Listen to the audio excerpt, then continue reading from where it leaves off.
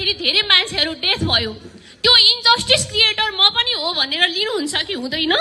अनि त्यस पछाडि प्रोटेस्टमा जान आफू नगए पछाडि थ्रेट आयो होला तपाईलाई, थ्रेट आए पछाडि तपाईले चाहिँ सोशल मिडियामा भिडियो बनाएर चाहिँ एटलिस्ट मान्छेलाई अवोइड गर्नुपर्ने इम्पोर्टेन्स हुन्थ्यो हुन्न थियो? तपाईँ एज अ ह्युमन बिङ म प्रोटेस्टमा यो रिजनले मलाई यस्तो थ्रेट आयो, अलि छोटो गरिदिनुस् न है। त्यही हो, तपाईले प्रोटेस्टमा सोशल मिडियामा भिडियो बनाएर आइसके पछाडि तपाईँ प्रोटेस्टमा नजाने भए पछाडि भिडियोमा म आउँदिन है भनेर पनि बनाइदिनु पर्ने चाहिँ इम्पोर्टेन्ट हुन्थ्यो हुन्न थियो?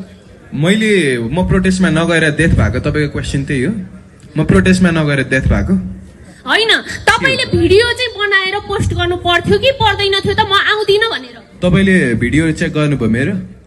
गरेको थिएँ, घर गएर एकपल्ट चेक गर्नुहोस्। होइन सुन्नुहोस्, तपाईँ अहिले फर्केर अहिले फोन खोल्नुहोस् र हेर्नुहोस् 8 तारिकमा भइसके पछाडिको कुरा। नै सुन्नुहोस्, तपाईँ हेर्नुहोस् अनि त्यसपछि मलाई सोध्नुहोस् है। अरूको क्वेसन ओके, नेक्स्ट प्रश्न छ तपाईलाई। तपाईँको पालो सक्यो, अर्को कोही सोध्नुहोस् त। उहाँको लिनु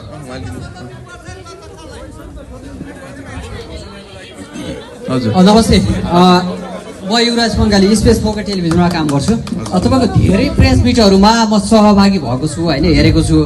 र मेरो अहिले यो भोलिदेखि हुने आन्दोलनसँग केही प्रश्नहरू छ होइन।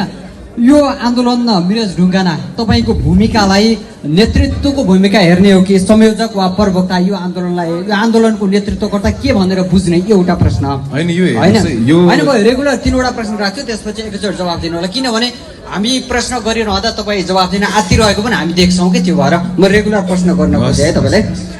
जस्तो खास गरी यो आन्दोलनलाई कुनै दल वा शक्तिले प्रत्यक्ष वा अप्रत्यक्ष रूपमा प्रयोग गरिरहेको भनेर टिका टिप्पणी भएको, बाहिर आलोचना भएको, कुराकानी भएको म यहाँ आउँदै गर्दा पनि सुनिरहेको थिएँ। यसप्रति तपाईँको प्रतिक्रिया के हो? एउटा प्रतिक्रिया दिनु होला होइन। हजुर। अब जस्तो आगामी चुनाव वा सत्ता समीकरणसँग यो आन्दोलनको सम्बन्ध जोडिएको सर्वपक्षीय सरकारको कुरा जो तपाईँहरूले उठाउनु भयो होइन, यसले गर्दाखेरि के हुन सक्छ? र अर्को एउटा अन्तिममा छ, यो आन्दोलन जनताको आन्दोलन हो कि तपाईँहरू एउटा जेनजीको असन्तुष्ट पक्षीहरूको मात्रै आन्दोलन हो? तपाईँको पहिलो प्रश्नपट्टि गएँ म है। अब कसैले इन्फ्लुएन्स गरेर, कसैले प्रेरित गरेर, कसैले उक्साएर भएको कुरा होइन। देशमाथि भएको आन्दोलन पछिको सरकारले गरेको अन्याय जुन राजनैतिक निकास चाहिएको थियो देशलाई, त्यो पाएको छैन। त्यो सोल्ली त्यो मात्रै कारण हो हामीले यो आन्दोलन घोषणा, यो सङ्घर्ष घोषणा गरेको, अरू केही पनि छैन। त्यो बाहेक दोस्रो प्रश्न के भन्नुभएको थियो?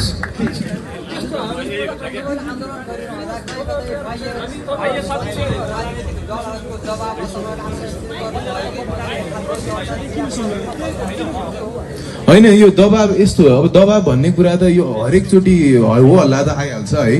तर हाम्रो एजेन्डा हेर्नुहोस् न, सायद सुरुवाती चरणदेखि नै कुरो त्यही थियो, पहिलेदेखि कुरा त्यही थियो। मान्छे असन्तुष्ट थिए, त्यो कारणले आन्दोलन भयो है। त्यो केही पुरा भयो त? यदि माग सम्बोधन भएपछि पनि हामी आन्दोलनमा उत्रेको हो भने चाहिँ हो, हामीलाई कसैले इन्फ्लुएन्स गरे हो कि त हामीलाई कसैले चाहिँ उक्साएको हो कि त भन्न मिल्थ्यो। तर केही पुरै भएको छैन, माग पुरै भएको छैन, देशले निकासै पाएको छैन, त्यो कारणले त्यो भन्न मिलेन।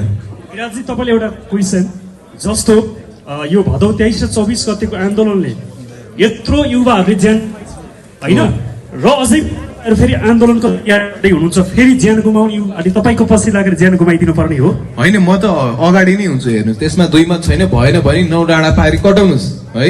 अब त्यो बाहेक देशलाई निकास चाहिएको छ कि छैन?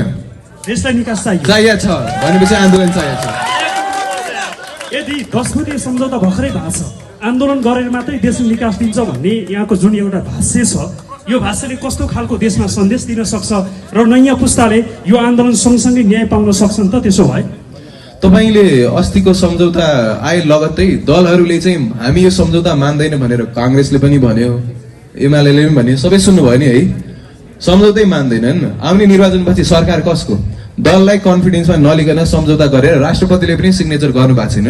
एक पक्ष आफै सम्झौता गर्ने, आफैसँग हुन्छ, अनि त्यसले त्यसले निकास पाउँछ। त्यहाँ लेखेका केही कुरा पुरा भयो भने पनि भन्नु होला, ल त्यहाँ लेखेका केही कुरा पुरा भयो भने भन्नु होला। मेरो चाहिँ एउटा मेरो क्वेसन। हजुर, तपाईँहरूले संयुक्त जेनजी आन्दोलन घोषणा भन्नुभएको छ, तर जेनजीका केही अगुवाहरू देखिएन, रक्षा बम लगायतका। अब सुदन गुरुङको कुरा गर्ने हो भने जेन्जी होइन भन्नुहुन्छ, के भन्नुहुन्छ तपाईँ? होइन अब यस्तो हेर्नुहोस् है, हामीले एजेन्डा तपाईँहरूको अगाडि राखिसक्यौँ। एजेन्डा लिएर हामीले सबलाई आह्वान गर्यौँ। आउन चाहनु भएन, आउनु हुँदैन। हामीले यो देशको भावना बोकेर अघि बढिरह हो, देशवासीको लागि अघि बढिरह। यो जेन्जीको मात्र होइन, यो देशवासी सबैको आन्दोलन हो। सबैजनाले सहभागिता जनाइदिनु होला। हाम्रा एजेन्डा त्यही हुनु। मान्छे नहेर्नुहोस्, हेर्नु। अब मेरो कुरा गर्नुहुन्छ भने हिँड्ने मान्छे लड्छ, कहिलेकाहीँ लडिन्छ है, नलड्ने चाहिँ होइन है। त्यो कारणले हाम्रो एजेन्डा हेर्नुहोस्, मुख नहेर्नुहोस्, त्यो हेरेर चाहिँ आउनु होला। त्यही कारणले हामी अगाडि बढ्न जरुरी छ, आन्दोलन गर्न जरुरी नै छ। मिराजजीलाई मेरो अर्को एउटा प्रश्न र के छ, तपाईँहरू जेनजीहरू एक ठाउँमा आएर हुन्छ ल, अब यति नै एकसाथ भएर एउटा तपाईँहरू क्वेसन। मिल्ने त्यो सम्भावना छ कि छैन? तपाईँहरू किन एकसाथ भएर मिलेर चाहिँ अगाडि बढ्न सक्नुहुन्न? एक्लै अर्कालाई चाहिँ किन तपाईँहरू स्वीकार्न सक्नुहुन्न?